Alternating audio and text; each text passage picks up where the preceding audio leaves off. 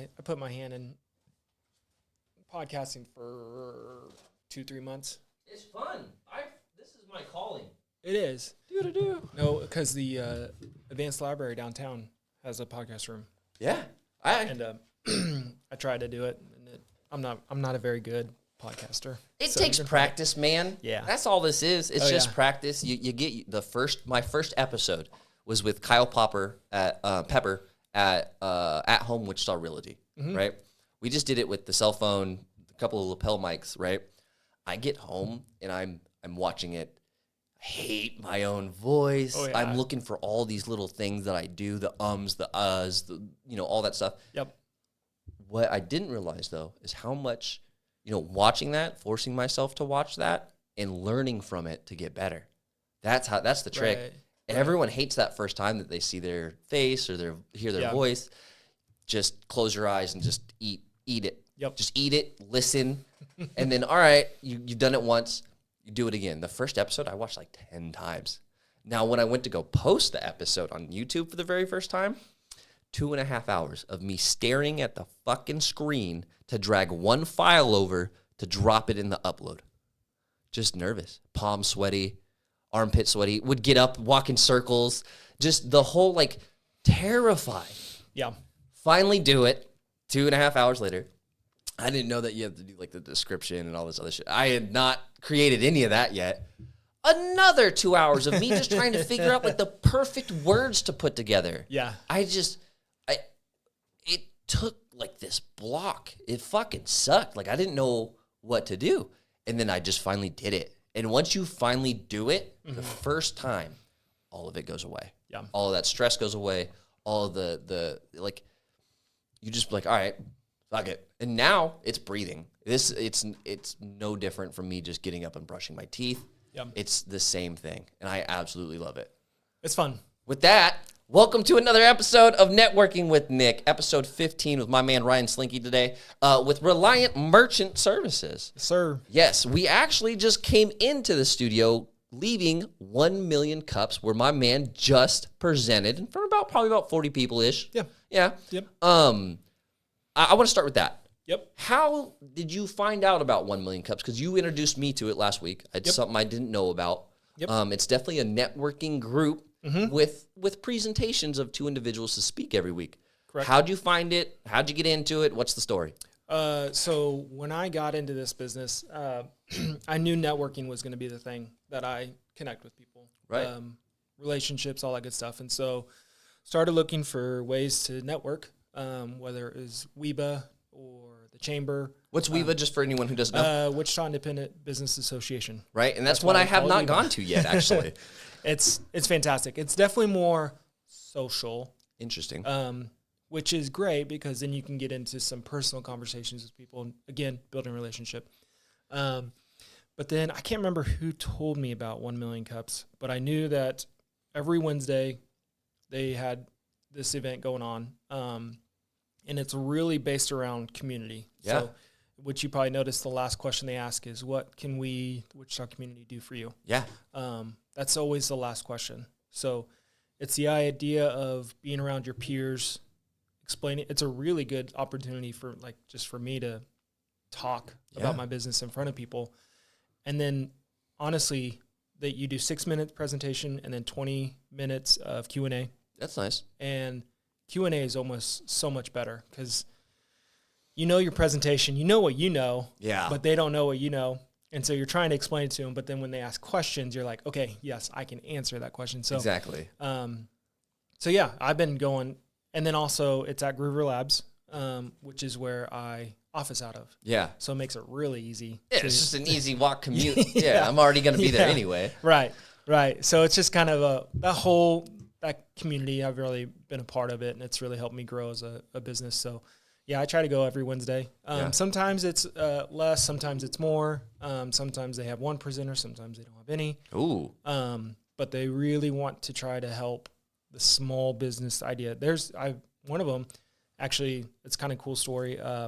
They had some high school kids from DECA come present, and they were so articulate in what they were doing, and they know so much, and so got in contact with the Wichita East teacher, and he helped me get connected into DECA. And so actually this last month went to Wichita Barton, the WSU Barton School of Business. Yeah. And they had the DECA regional competition, and I got to be a judge. Nice. So it was a lot of fun. What was that experience like? I think the kids are nervous, but they don't realize how nervous we are. Right? They don't know. No. And they think we're like legitimate people sitting behind the table, but it's just, we're just out here. We're just humans too, dude. Like, we don't know what we were just doing. Like they are, yeah. Oh, for sure.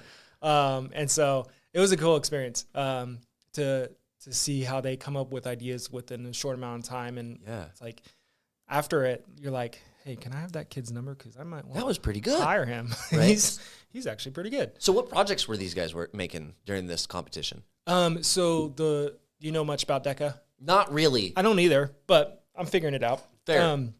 So it's literally a class or competition where, just like chess club or go play sports, you do DECA, but it's business related. That's cool. I like that. Yeah. So these kids come and they're well dressed, they're well prepared, and they are given a sheet that says, hey, you are the business owner or you're the marketing director of ABC company, and you need to go talk to this investor or your partner or whatever. They come into the room, they sit with like this across from the table. I have my sheet, they have theirs, and they got to present to me whatever our topic is. So like one of my topics was marketing as a nonprofit and getting some information out. And so they had to come with their marketing plan within like 10, 15 minutes and explain to me the best thing. Man. And then I get to judge them on that. I would have been a tough judge. I would have been the Simon Cowell, brother. I would have been hitting them with like whatever, any little thing I could find. The big thing though is they are told you cannot get 100%. You can't get 100 points. So it makes it really easy on us because it's like, well, can they get 100 or not? But you just judge them on what you think. Right. And then if they win, they go to the finals up in, I think, Topeka. Oh, that's cool. For like state championship of wow. DECA. So it's pretty cool. I am so excited to hear that there's things like that. Because, I mean, me going through high school, like we didn't have an entrepreneur class. We didn't have a business class, an accounting class, none of that. Like it was just your normal, just high schooler. Like math, science, history. Teaching you to be an employee. Right. That's all school is. Do your GED and go. Exactly. And, nowadays, I think the mindset of individuals wanting to do more for their own, be their own boss, whatever it is. And I'm so happy to start seeing, these younger generation of people doing it versus, I mean, I didn't start till I was 30. I'm 34, about to turn 34 in April. You know what I mean? Like I was doing nothing for the first 30 years of my life. I was a machinist for a while. I was a hazmat tech. Me and my father moved here to Kansas in 2011, all right? Okay. I'm originally from Seattle. It's so beautiful up there. It can be. Unless you go to the fucking city lately. Jesus. That is true. I went back home to visit. I took my son for the first time, and like we only drove through Seattle from SeaTac to go up north to my grandma's house, okay? Okay. Just on the I-5 corridor, you can see vans, tents, RVs. It's horrible. And I don't remember that as a kid. That was not there when I was a kid. When did you go? This would have been 2 years ago. Okay. I think we visited 2018 or 2019. Pre-pandemic? Mm-hmm. Yeah. Yeah. And so when we went, like, you come from that atmosphere. I came here in 2011 with my dad. The year that Kansas decided to set the most consecutive days of triple-degree heat in a fucking row of 98 days. Okay? I'm a Seattle kid. We don't touch hundreds. No. Yeah. The first day, me and Dad were coming from Denver. We stayed at the Drury Inn. I had a bunch of drink tickets. My father doesn't drink. And so he's like, here you go. So I went downstairs and had some fun. I probably stumbled back up to the room about 3:30. And he's like, all right, well, I'm awake now. Let's just get in the car and go. I was like, all right, fine. So I sleep in the car. It's starting to get light out. We're somewhere on 70 west of Hutchinson or whatever it is. Whatever's up north. At 70. Salina. I couldn't think of it. Yep. I have to go to the bathroom. I got to pee. So I was like, Dad, where's the spot? He's all right, we'll pull over.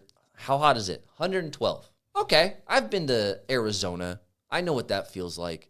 I didn't account for the wind or the humidity. Right. Because Kansas, it's flat. There's nothing out here that stops the wind. Right. That northern wind is a hair dryer. Yeah. Or Southern one's a hair dryer. So I got out of the car, dehydrated, still a little drunk.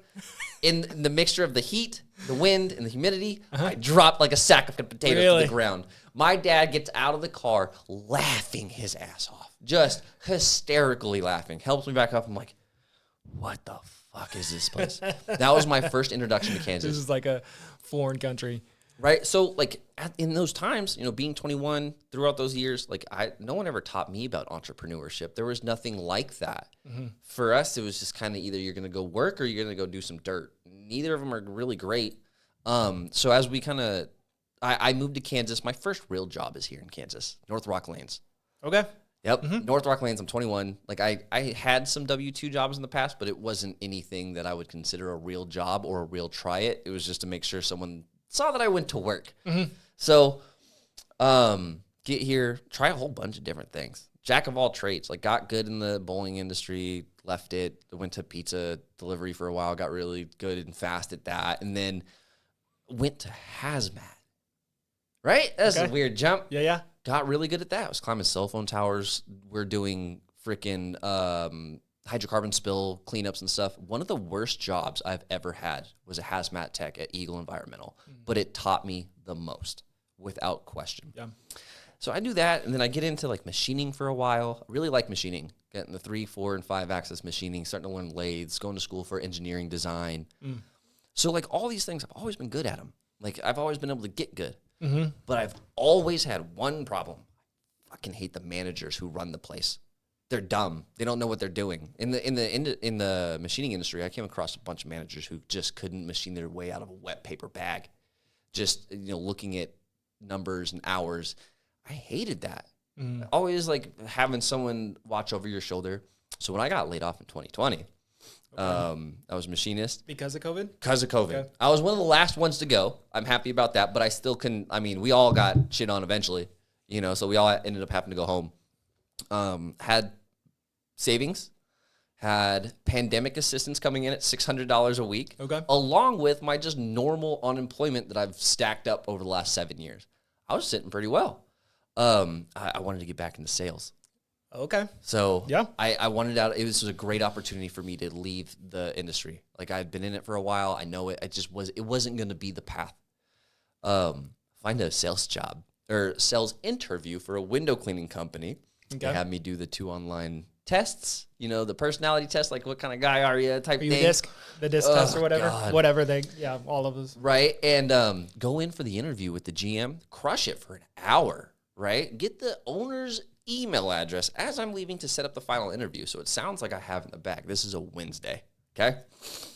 Wednesday, I go home, send the email, try to reach out to the owner, set up the final interview, blah, blah, blah. Don't hear nothing back. So I was like, all right, Thursday, send a follow-up. He's a business owner. He's probably busy. Right. I get it. Right. I thought I got it. It was Thursday, Friday, nothing. Send another email. Over the weekend, nothing. Send more emails Saturday and Sunday, Monday, Tuesday. Same thing. You don't hear nothing back. I'm hitting both the owner and the GM. Wednesday night, me and a buddy are playing some Call of Duty, and I may have been a few vodka sodas deep. He goes, hey, what happened with that interview? I go off on a rant, dude. Like, these motherfuckers ghosted me. They put all, I was mad. Yeah. So I asked one stupid question. How hard is it to clean windows? And I typed that into Google, and I find Steve-O the window cleaner, and I go down a rabbit hole. Brother, I'm talking till 4 o'clock in the morning. How do you bid residential? How do you bid commercial? How do you clean them? How do you fan them? The different types of rubbers that go on the different types of glasses that slide different, the different types of soaps and cleaning and acid agents to get off hard water. Like anything you need to know to start a window cleaning business, this man taught you. So I was like, all right.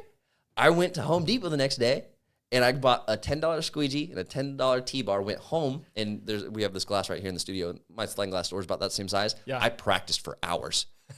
Hours. I was like, all right. That was Thursday. Friday was coming around, and I was getting all my money every week. That's, you get your shit. I went and bought $600 worth of pro gear. One thing I know about sales, you fake it until you make it, man. Right. If you look the part, you look the part. Yeah. And I went and got belts, pro squeegees, pro rubbers, pro T-bars, ladder, like the whole 9 yards. Everything I needed. I just went out and hustled, baby. I went and started doing my son's mom's house for free, his grandmother's house for free. They tipped me. one day I just said, screw it. I put all the stuff on and just started walking doors at strip malls and stuff, and just had the stuff on. I'd come in, I'd just wipe, oh, your windows are dirty, whatever. Just spit and game at them as much as I could because I knew how to do that. Get into that. Go a year. I'm like, all right, I'm starting to learn some more businessy stuff. How you make $1 million with a window cleaning company? That was a question I asked myself. Yeah. That's not an easy question to answer. You need people, risk, Right. trucks, trying to figure everything out. Yep. So that at that point in time, I started thinking, where did I want to go? What was the next step? How do I want to proceed? Like, do I want to stay with this? I was good at it, but the money was decent, but I really wanted to make $1 million. Like, I want to make $1 million. That's not easy. Well, it's not easy yet. So got into online marketing services. Oh, was that a mistake? Your boy ate shit. I was 3-4 months behind on rent. I have the scars and stuff. I was donating plasma twice a week to feed the kid, put gas in the truck to go to the networking meetings and stuff like that. That was like that dark part through that was the hardest portion of this entire journey. I wouldn't trade it for anything in the fucking world. Right. Not a single thing. Yep. Yeah. I mean, you think about, like, everybody thinks an entrepreneur is just like making money, and then they're all of a sudden they're huge and they're making millions of dollars. And it's like, people don't realize the amount of like conundrums you're put into of, okay, do I get gas, or do I put this money in marketing, or do I go buy lunch, or do I skip lunch so that I can do this? Yeah, Like, some days you got to make those decisions. These are decisions you have to make as an entrepreneur and as an owner, especially when you're just starting out, because it's not this weird thought of like, people don't realize, okay, if I'm in my business, where's your income? Yeah. It's in that. So how do you pay for your house and your cars and your gas and your food? Like, it's not just like you start this and then this is just taken care of by itself. No. Like, you have to make this work so that this will work. And if that doesn't work, oh boy. Yeah, you're screwed. It's a bad day. Yeah. My wife would not be happy if I don't bring it home a check. Yeah. But there's plenty of times where we haven't been able to bring home a check because I have to put it back in the business. And like those constant decisions of, okay, do I get this check in from a vendor or whatever, and you're like, okay, what do I do with this money? It's like, okay, rent, marketing, expenses, or do I take it out and do it here? It's like you have to like juggle both. Yeah. Whereas if you're a W-2 employee, or which isn't, some people that's what it's for. It's not for me. They just work, they bring home this money, and they take care of that. That's it. I have to take care of this and this. Yeah. And they are huge. Sometimes they're oil and water. Sometimes they don't mix very well. Sometimes it's hard to get them to be in synchrony. You know what I mean? For sure. So you just said something that was very interesting to me. You said that, your wife would be mad if you didn't bring home the check. So is she part of the business with you? She is the number one reason we're able to do this. Interesting. It's because she stays at home with our kids. Man, so that's a big deal. We homeschool, which is a job in itself. Yeah. And then taking care of kids on top of that. Yeah, she's got the hardest job. I get to go have fun. I get to go have conversations. You get to go on podcasts right? and go and present in front of 40, 50 people to talk about you and your business. And exactly. Stuff. And she's so at that's home, fun and frou-frou. Yeah. While she's at home getting screamed at and I want to eat and all that. Anyways, yeah. So she's got the hardest job. And then on top of that, which you heard me say this at 1 Million Cups, is we do foster care as well. Yeah. And that kind of leads me into how I've gotten to where I am today. Because I've been an entrepreneur my whole life. Had the W-2 job for most of the time. And then in the meantime, you always start this little thing here and you start this thing. Like I was going to fix iPhones, like really screens. Like I could rip out a phone right now. Like I could. So like mine, it's all scratched up and stuff. Like if it's cracked, I could fix it. Oh, YouTube, right? Yeah. Yes. And so YouTube. That's an entrepreneur's dream. And so was doing all these little things, and then got into real estate and became a real estate agent. What happened? Whoa, it's on me. It is on you. I'm not not mad at that, but get back here. Hey.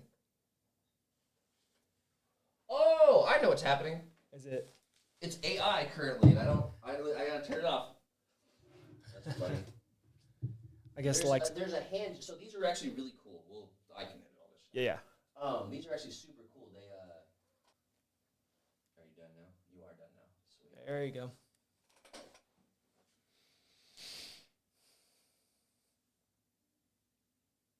Okay. I looked over and I just wanted to make sure everything was still looking good, and then I saw just you, just and I me. was like, you know what? That's actually probably not horrible. We back in it. Okay. All right. Edit that out later, Nick. So, was doing all the entrepreneur things and then got my real estate license in 2017. Okay. Was on a team for 4 years and was making the best money I've ever made. Ooh. All right. It was cool, right? Bringing home money. We have stuff in savings and like we're actually able to go do things with money, which is fun to do. Little financial freedom. Right. Yes, it was. And then we've always had this dream of, or this goal and mission separately from each other, is I always wanted to be in foster care, adoption stuff. My wife wanted to be a part of that world too. Interesting. On our own. And then coming together, our kids were old enough where we knew, okay, now is the time, even though there's never the right time. Mm-hmm. It's just like having kids, like you're never ready until you just do it. And so we got our license at in the middle of a pandemic in 2020, and January 21, we got our license and we start fostering. Wow. All along building a real estate business. And people this is where, I mean, it could have been different, but it is what it is. I was more of a buying agent, in which anybody in real estate knows that to make money, you have to be busy. Okay. I mean, to get a phone call, say, hey, I want to go look at these houses. If I say no, I'm not getting paid. Mm. And so you're out, your nights and weekends all the time. And so we were, and specifically with foster care, we did what's called PPC, which is police protective custody. Okay. So short-term stuff. So kids in bad situations being taken away. So they're being removed from the home. We're one of the families that would be called upon to do that. So Thursday night, we're doing fine. 5 o'clock hits, and we get a call, and hey, there's a 2-year-old that needs a home. Okay, yes, we'll say yes. I get a call, hey, this house just came on the market. Can we go look at it? Yes. And so it was chaotic. It was just fly by the seat of your pants every day, just no rhythms. And again, you're making money, but nothing. It did it again. What the frick is happening? I'm not mad, but I'm kind of mad. Interesting edit later. Mm-hmm. This will be fun. Stop it. You knock your shit off. For some reason, we keep having these awkward moments with AI tracking, but I mean, AI is going to take over the world. So at some point, yes, it will. Honestly, anytime I talk to AI, I always say please and thank you. Every time. I Really? don't care. Yeah. Oh, yeah. Oh, that's funny. So yeah, we're in this world, crazy world, busy, making money, but we have no rhythms, no healthy things going on, and so it's just like decision of, okay, do we stay in foster care or do I do real estate? Because we have to do one or the other. You couldn't do both. Couldn't do both. No, that world wasn't going to work for us. It might for some, it didn't for us. Right. And so I decided to get out of real estate and pursue a different career. And so stumbled upon a technology company that was selling point-of-sale systems. Interesting. And they were trying to take on the Squares and the Stripes and the Toasts of the worlds and bring this new revolutionary technology, only to find out like 5-6 months into it, it really wasn't that good at technology. No? No, it was okay. Now I'm just going to leave this in as a joke at this point. I don't know. It just likes me. I think our hand motions are triggering it, and I'm not sure how to turn. What the fuck? Boom. All right, we're going to take 3 again, apparently. We've been having some awesome AI tracking issues with the camera today, but I'm going to leave it in. I'm a big believer. Like the very Authentic. It's authentic. In the very first episode that we had, someone walked between us and the camera. Really? Yeah. That. Okay. All right. Totally by accident, was in his own world. Like he had seen us, and he was walking his normal path that he had walked a million times there in the office. And we had just found a good spot. It had the couch there and a good setup. He was just in his own world, walked right through, dude. And you could tell, like, he felt so bad as soon as he had realized it. Him and Kyle were, like, kind of busting each other's ass. I was like, oh, he was probably playing a prank on Kyle. Thought it was funny. And so I wasn't mad. I thought it was funny. I thought he was messing around. He's like, no, I really did not mean to do that. I was like, oh, it's fine. I'm definitely leaving it in now. Yeah. And then had him come back in and say hi in the camera and stuff like that. Oh, it's fine. That's so funny. I'm leaving it in. I'm absolutely leaving. This is the first episode, too. You might as well come in and say hello. Here. Sorry, I'm an idiot.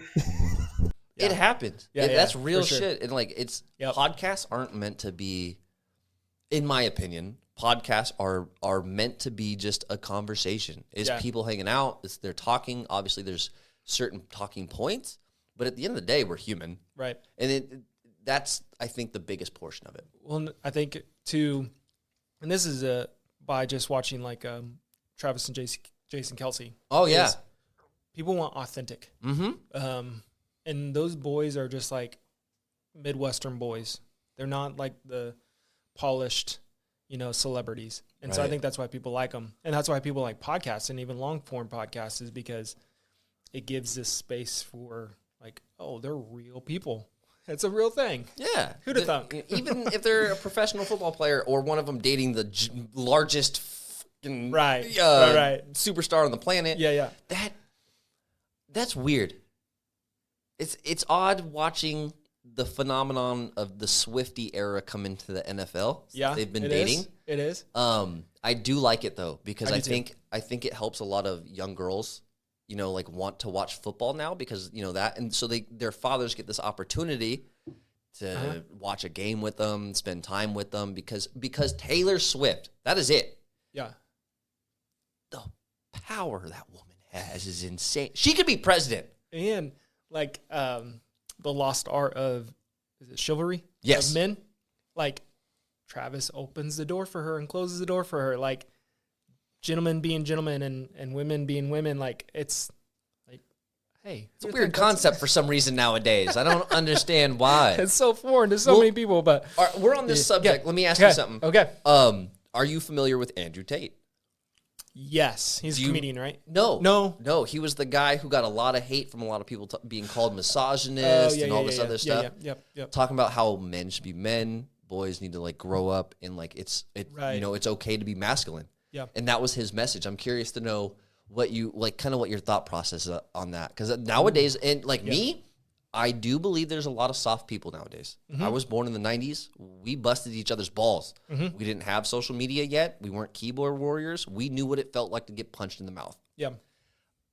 There's a lot of people nowadays who don't. Yep. So this is where I think just like a high view level of it is, I look at it as like a pendulum. Like people are either here or they're like against that, so they go all the way here. And it's like wine and living in the middle is like the tension, and people don't like you from either side if you're in the middle. Right. Because like you need to be hard. And it's like all the soft people are like, well, I don't like you. And then you're like, they need to be soft. And it's like hard people are like, I don't like you. It's like, what if a man was in tune with his emotions, spoke them, was able to portray, be vulnerable. Yes, be vulnerable. Holy shit, that's a concept, right? And then also be masculine. And people don't like to do the middle. So, anyways, that's where I kind of land. It's right. Like, I try to teach my son like, hey, you can share and express your emotions, and like that's a healthy thing to do. But also, it's good to be strong and courageous and brave, because that's what God created you to be. That kind of, and say head of the household, that kind of sounds bad too. Right. But you're the protector, you're the provider, you're all that thing. But you're more than just financially protecting and providing. You're providing healthy emotions. Yeah. And support. And emotionally, physically, spiritually, all those things. But anyway. How long have you been married? since 2008. So what? It's 15 years. It'll be 16 in May. I'm assuming over the 15 years, it's probably taken a lot of learning and trial and error for you guys to get to that point when it comes to those conversations. Yep. What is it like now being a business owner, her being at home? You know, like how has that evolved?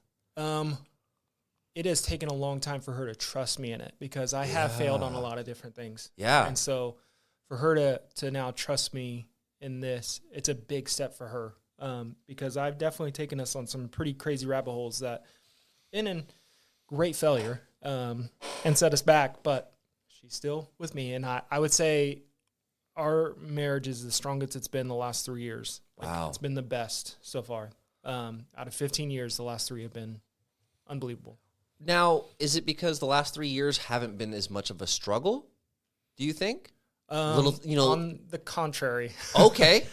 We've done foster care, which brings a whole new level of emotions and stuff.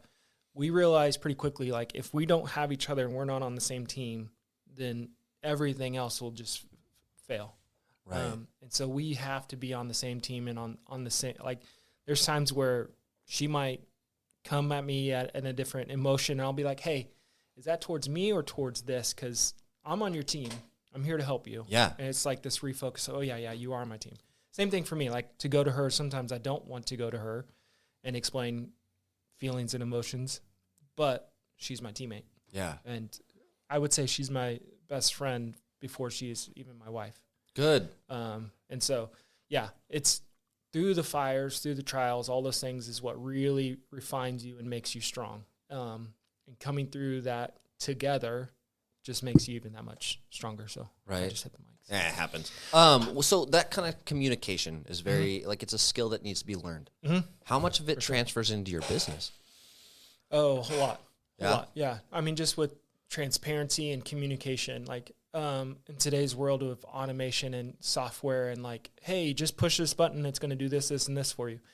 To then almost like people come into business and then they're like, they have this issue and they're like, wait, I don't know how to fix this. I don't have anybody.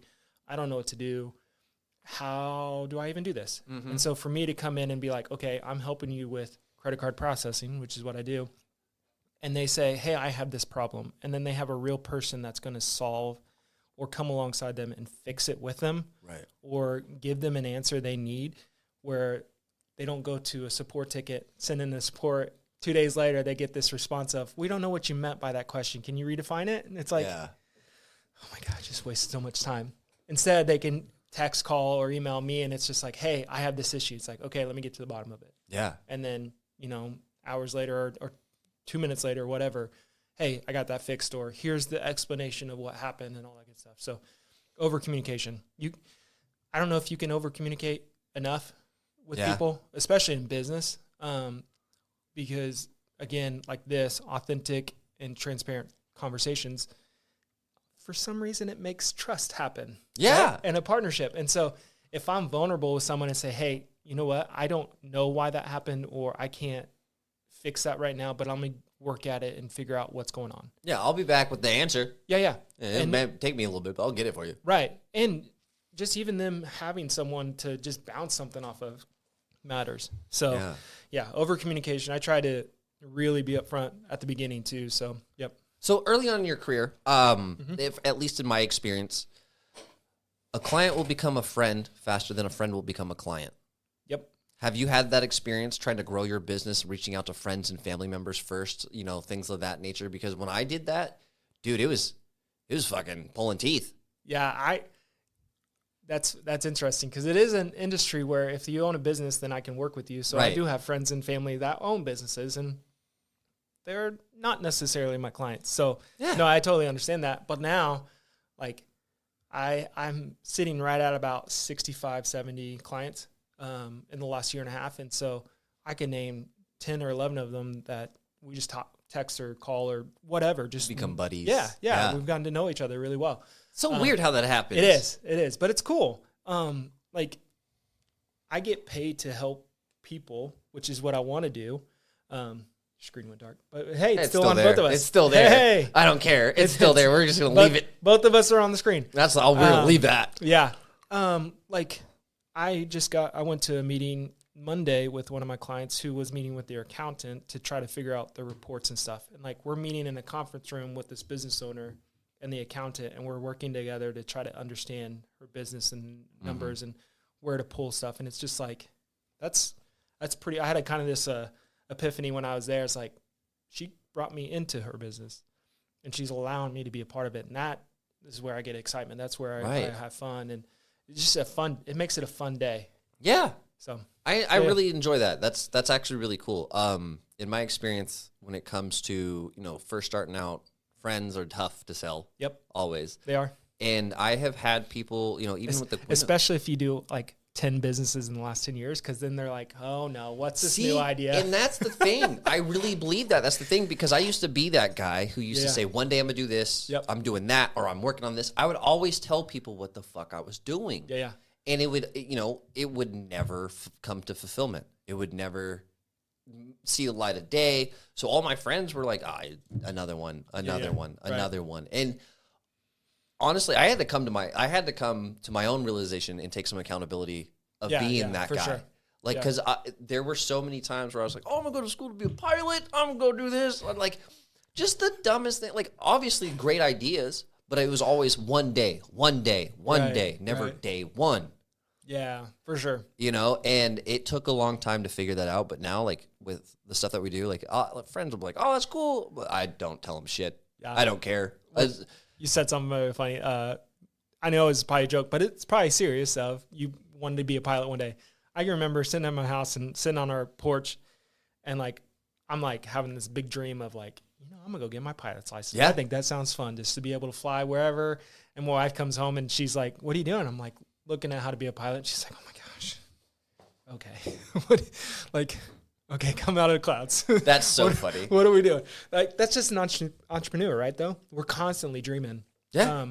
And that's twofold is really hard in a business to hone in on one of them and master it and then stay in it and build something that leaves a legacy and whatnot. Consistency in the same thing you do over and over again. And as an entrepreneur, you're always dreaming and thinking of the next big thing. The hard part, or what I've been trying to do, is understand, okay, I'm going to do the next big thing in the business I have now. Yeah. So like, okay, what can I do next inside this? What can I do next inside this? And get the right people on the team to help grow that. But it is the maturity of an entrepreneur to, and some of them, they build something, sell it, go do another one. Some guys like to do that. Right. That's a game to them. And that's fine. I want to try to build some kind of legacy for my family. Yeah. Where I retire and I can either hand it off or not, but like there's something to be passed along. Mm-hmm. That means a lot to me. Yeah. So yeah. Anyways. I mean, so you say that, there's the entrepreneurs who build something up and sell it, right? I am a firm, like, that's cool. I'm about flipping. If you want to get after it, get after it. Right. But if you want like longevity, like true foundational work, like for me, I am breaking fucking generations of toxic behavior from family. Yeah. Addiction, alcoholism, fucking violence. Yeah. And I have to break all of that. And I want to set the foundation for the future of the family. And like, it's gonna lead with me. It is. Yep. All the other family members, like they're doing whatever they're doing. It's nothing close to this. And like, I am the guy. I have to be him. Like if this was Highlander, baby, there can only be one, and I am fucking him. You know what I mean? Yeah. And like, I want that. Like I have a son who's 10. Like I want to expose him to this. I want him to know that there's opportunities, like to create content, build on the back of it, and just show them there's another way. Because I was never shown. Yeah, I was never given the opportunity to even know that this even existed. Right. So being able to catch him at 10, build this foundation of networking with Nick. How am I going to sell my own fucking name to somebody? That's dumb. I can't. That's my name. Yeah. How am I supposed to be like? Oh yeah, I'll give you a profit percentage. Blah, blah, blah. Just get the hell out of here. I don't want. You could have $1 billion. It's not yours. Yeah. Yep. What's next? What are we looking for in the future? Ooh, oh man, that's a fantastic question to ask a business owner, and he should know that. Honestly, some days I don't know it either. No, I the big picture is to grow a team. I've I've done the hard work of the last month of finding the right partners, finding the right technology, putting the processes in place, have all that filled out. So whenever I bring someone on specifically that's going to sell, all they have to do is go sell. And it's just like, okay, plug and play. Just, this is your steps. This is what you got to do. And so I've got a guy that's coming on. He's local. That'll be working for me here pretty shortly. And then I'm getting ready to post on LinkedIn. Yeah? Job hire. So we'll see how that goes. Why you But I'm sound using- so down about that? Because I did it in December and it took so much time. Really? Again, like entrepreneur, you're like, I have the idea. I'm doing credit card processing. But then you have to do HR and accounting and marketing. all the stuff you don't think all the about. things. Yeah. And so I put it out there on LinkedIn and was like, hey, I'm hiring a sales rep. And I think I got 150 applicants within like a week. At least that's good. It That is good. It is. But as an owner that doesn't have the time, I can't go through 150. So luckily, though, I found a local guy here that's going to be doing recruiting for me. Okay. So he's going to qualify the candidate, all that good stuff, and then take the next steps there. But Having a hiring manager is really nice. yeah. Realizing there's other people better at stuff that I'm not good at, which I'm not good at hiring. So That's the having trick the of the guy. game, I think, right Yeah. there, is hiring the people who are truly better at their job than you. yeah, As the business owner, like Right. if I hire an HR person, I should not be better at HR than my Right. HR person. correct. Yes, My HR for sure. person should be telling me what the hell we need for HR. Yeah. I'm not human resources. What kind of dumbness is this? So I'm a firm believer if you can find a person who's truly smarter than you in their position, and a lot of people don't like that. Some Right. business owners want to be Right. the head honcho, want to be the Yeah. smartest guy on the block. Yeah. That's dumb. It is. That is really dumb. That's not a true leader. No, you need those people who can do the things that you're incapable of doing. Right. Like my marketing, like I'm in charge of the marketing, but I've partnered with Pack Solution, Yeah. PAKC, the Karen Connor. I'm trying to get them in here. Are you? Yeah, I'll tell I them want to them go. in Oh, here. Yeah. They've come alongside me and shown, hey, these are best practices for marketing. This is when you should do this. This is when you should, because they know. Yeah, I I've been don't. doing it. Right. I know the meat and potatoes of it, but how do you put it on the plate? And it comes down to understanding like the lingo that you need to know. Like you just need to know the process and be able to have Right. the conversation with the professional and Right. understand what's being said. Yes. Knowing the shop talk, so to Right, speak. yeah, And that's what it comes down to. Yeah. Just being able to speak the language, Yep. the lingo. And then once you understand the lingo, then you can go, all right, you can start having ideas. You can start contributing to more of the marketing plan as you understand the foundational stuff. Yeah. Yeah. Yep. But yeah, back to the future. It's hopefully get a couple guys doing selling on a day-to-day basis, because there's always going to be that market to go cold call and door knock and all those opportunities. But for me, I want to be able to focus then on software companies, Okay. because it's really hard to explain. But basically, if you think about like one of them's Jobber is a I know Jobber. I used to Jobber when I was doing the window cleaning. okay. I used Jobber. Right. So for you to use Jobber, use their software, and then you send your invoice at the end of it, and you get paid. Mm-hmm. Well, Jobber is getting a cut of that Yep. credit card fee. I want to be able to partner with some kind of software company that's developing or growing, and they need what they call payfac, so payments on the back end of their software, Okay. because they don't want to go through the whole idea of getting legal or compliant with Visa, MasterCard, getting PCI compliant, all the technology that goes in it. But there's plenty of people out there that just plug into the back of their software. Okay. And so if I could get something like that, I no longer just have one merchant. I have everybody that uses their software. So go from one merchant that's doing 100,000 to 10,000 doing 100,000. And I get a split of each one of those that are on that platform. That's not a horrible business model. I'm not going to lie. It's not. But you have to have the time, effort, energy to go. The front end. Yeah, because that's a really hard part for the software company, because they're like, well, I want to part with someone I know, like, and trust, because that's a big part. It's going to be portrayed on their software. And so, Absolutely. that's harder than I know it's going to be. So that's why I want to work on short term, like having people daily grow the business Yeah. while I go target at least 1 or 2 software companies a year and bring those onto the portfolio. That's really cool. That's a really good goal. It's a hard goal. It's a hard. It's one that I have. Anything worth doing is going to be difficult, right? All day long. Yep. This is what hard feels. Dude, there's so many days where I'll just be like in the slumps of not wanting to do the thing. Right. Oh yeah. And just be like, dude, this is what you want. This is what you asked for. Yep. This is what you wanted. This is what hard feels like, motherfucker. Get after it. Yeah. And it's just, there's those days. But also, like, as an entrepreneur, we love the idea, we hate the idea, and love the idea of the fact that how hard I work determines how much money I make. And that is horrible, because if I don't work, I don't make any money. But if I go work hard, grind it, push through all the difficulty stuff, you start to see success. Absolutely. Right? And that's really the difference between like W-2 and an entrepreneur is W-2, they can work hard, they can work less, they could do everything, they're still getting the same amount. Yep. Whereas an entrepreneur who's starting a business, you got to work hard. You got to do the things, man. It's the hardest thing you're ever going to do.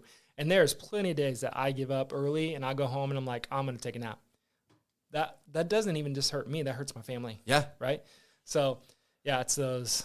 I know those days I'll sit at the computer and I'm looking at content. I could like, you know what? I could just open up a game of League of Legends really quick, play a game. Right? You know, just have those, get up, go do this, go do that. And it's really, especially if you work from home. Yeah. If you're an entrepreneur working out of your home, that is the easiest way to. I don't do it. I try to come here now, obviously, as much as I can. Yeah. There are days where I still have to work from the computer, but like if I can leave my home office, I'm getting the hell out. Mm-hmm. This year, I've been in there the last 2 years. You're just so cooped up. It's easy for you to be complacent. You just start not go get a snack. Yeah. Hey, I'm gonna turn on the TV and just have background noise, and then you're watching a movie. Yeah. It's just too easy. Like there's too many distractions when you're there. Yeah, I had to move out. I tried to start the business in our basement in the storage room. I didn't last very long. Yeah, I had to get my own space. You gotta have some willpower. You really gotta have some certain kind of willpower, and it's tough. Yeah. I know I don't have it when it comes to that, so that's why I got out. What is a guilty pleasure that you like to kind of leave work for? Like me, I said I'll open up League of Legends and throw in a game or two in between, like either uploading content or like syncing files. If I need a release from whatever I'm doing, I have a road bike, so I like to bike. Okay, cycling. So not like some motorcycle. Some Lance Armstrong stuff. Yeah. The Tour de France. Yeah. So we live in College Hill. Okay. And so First and Second Street has a bike path. So I'll ride it down to the river. I'll ride up and down the river. It's a really good release. That's probably where I got most of my ideas for the business. That's good. On my bike. Wow. And so if I need a break or I need to refocus or even just release, it's on the bike. That's a good one. I like that. It gets you the extra. It's a healthy one. It's way better than mine. I'll tell you that shit right now. Good Lord. So throughout this journey, you were a real estate for 13 years? I was in real estate for just 4. 4? Yep. How long have we been in the merchant services? 2.5. 2. Okay. Yeah. So we're close to 10 years almost of creeping up to 10 years as a business owner, entrepreneur of that type of experience under your belt. Mm-hmm. During this entire process, how important has networking been? Oh, that's how I've grown anything. I mean, we connected through networking. Absolutely. I mean, there's still obviously the grind of I'm in sales, so which anybody that has a business is in sales, whether they like to say it or not. You're constantly trying to sell your products, try to sell yourself, absolutely, whatever. I am naturally one-to-one, face-to-face, socializing, networking, all that stuff. So I'll meet someone out at a networking Weeba, Chamber, BNI. Whatever there's out there that has networking ability, that's where I'm at. Because then it's just like, okay, we had a conversation. Hey, we know a little bit. Let's go have coffee. Yeah. And then it leads to the next thing.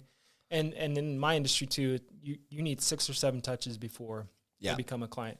And so if I can see him at a networking event, see him again at a networking event, see him on social media, and then we finally have coffee and it's the 7th time, it's a pretty easy close at that point. Yeah. And so, networking is everything for me. Do you remember the first time you stepped into a networking room? The first time you went to a group? Didn't matter if it was BNI, Weeba, none of that. I think it was a Weeba event. Because in real estate, I mean, you're not trying to connect to business. You're trying to connect to consumers. So it's a different B2C. kind of game. But whenever I came into here, it was a Weeba event, and I mean, I was super, super nervous. Yeah. But realized pretty quickly, if you're not talking to someone you don't know, then you're not growing. Like, Yeah. I mean, I could go to every event and know someone there, and I can go talk to them, but like That defeats the purpose. Exactly. So you have to put yourself out of the comfort zone.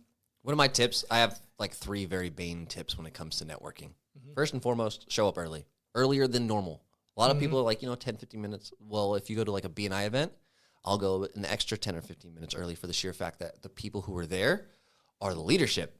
Usually president, vice president. Yep. It gives you a small window of opportunity before a whole bunch of other people get there to talk to the head honcho of the group. Yep. The people who know everyone, you get to have a small private one-to-one with them, and then they know what you do and need to, as people come in, they're already telling you who you need to talk to. Right. So you get this Yep, opportunity. that's Like, huge. obviously, show up early, but if you can catch leadership by themselves and then get a good conversation with them, it's 10 times more Effective. Yeah. Yeah. It's not middle school. Don't have Not click. fucking middle school, man. Go I hate up and clicks. meet people. Yeah. It's not a high school dance. You don't have to be separated. Get in there, shake hands, say hello. Right. And the most important, brush your teeth. That's true. Brush your teeth, Don't man. have the coffee breath. I mean, we just kind of came from like a coffee event, and that's going to happen. Yeah, but, yeah. if you got mints, if you can toss that in, like, prior to us coming in, I made sure that That's a good idea. Yeah, it's brush your teeth. Well, and two, like, people love to talk. So if you just say, hey, I'm interested in you, tell me more. What do you think I do this for? This is my dopamine hit. Right. This is it. I Yeah. get to sit here, ask you a question, let you talk for 10, 15 minutes, and I just fucking love it. I eat Right. it up. Yeah. And it's that. Yeah. Business owners are the most humble individuals, yet they are the most vain at the same time because they do love to tell their story. Mm-hmm. We love to talk about it. Yeah. God, Yeah. Yep, so for much sure. fun. Yep. So if you could come up with a tip or two for someone who's new to networking, Yep. what would you tell them? Ooh, specifically in networking. I would say, one, get out of your comfort zone. And then I got this tidbit from old team lead at real estate, Christy Needles. She's at Berkshire Hathaway. Shout out. She once told me, give everybody that we're talking to the opportunity to tell you no. And what that means is if I don't go talk to you and I try not to interact with you, I'm telling you no, right? But if I come open and have a conversation with you and you tell me no, well, I've given you the opportunity to tell me no. Yeah. But every door I don't go into or every networking event I don't show up to, I'm telling everybody there no. That's an interesting. It's insane. Good. It's terrifying because it's like, oh, dang it, then it's on me. It is on you. And so if I don't give someone the opportunity to tell me no, then I've said no for them. And every business acquisition, whatever, client, everything. That's deep. It is. I like that one a lot. Yeah, it's stuck with me. And it's hard to live by because there's different times I'm like, I'm not going in there. And it's like, well, you just told them no. It's like, yep, I'm fine with that. God, dude. But no, give everybody the opportunity to tell you no. I like that a lot. Yep. I absolutely love that. As we come to a close to our part 1, we're definitely going to have to have you back. There's no way that is I'm cool that's with not that. going to happen. Yep. I have one last final question for you. Okay. It's early in the morning. You're getting up. You're getting ready for work. Okay. It's just another day. Say goodbye to all the kiddos and the wifey. You go to leave the house. This time you see 18-year-old Ryan outside the house. You guys are able to lock eyes. You can tell him some advice. You cannot give him the secrets. What do you tell 18-year-old Ryan? Failure is okay. Big. Like I would try something, and sometimes you wouldn't even let it come to fruition because you're afraid to fail. Yeah. Afraid of failure is my number one thing that I struggled with most of my life, and it's only in the last couple of years that I realized, okay, failure can make you better. Yeah. Most entrepreneurs, most people in their businesses, the one that they're doing now is not the first one they started with most of the time. Like, it's not just open it and it's a pot of gold and you're good. It's the 15 other failures before that they found the pot of gold. Yeah. And so I would tell them, do not be afraid of failure. Failure is okay. It's part of the process. It is. That is so important. Yep. Hell yeah. Thank you, Ryan. I appreciate that, brother. Welcome back. Thank you for joining this very botched, interesting conversation of the camera doing it, whatever AI it wanted. But anyway. But it's on both of us right now. It is. Sure Finish is. good. Get out there, shake hands, meet people. Thank you for being on the episode of Networking with Nick. Yeah. Awesome. It was fun. Bam.